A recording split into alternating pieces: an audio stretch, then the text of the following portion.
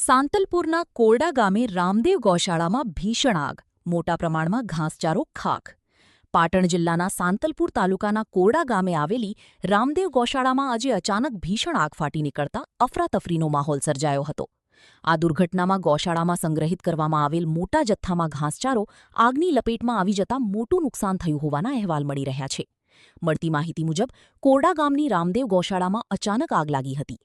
પવનના કારણે આગે જોતજોતામાં વિકરાળ સ્વરૂપ ધારણ કરી લીધું હતું અને ગૌશાળાના પરિસરમાં રહેલા ઘાસચારાના ગંજ સુધી પહોંચી ગઈ હતી. આગ એટલી ભીષણ હતી કે દૂર દૂર સુધી ધુમાડાના ગોટા જોવા મળ્યા હતા.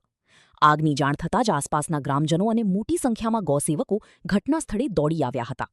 ગૌસેવકો દ્વારા તાત્કાલિક ધોરણે પાણીનો મારો ચલાવી આગ પર કાબૂ મેળવવાનો પ્રયાસ હાથ ધરવામાં આવ્યો હતો. ભારે જહેમત બાદ આગને વધુ ફેલાતી અટકાવવામાં આવી હતી, પરંતુ ત્યાં સુધીમાં ઘાસચારાનો મોટો જથ્થો બળીને ખાખ થઈ ગયો હતો.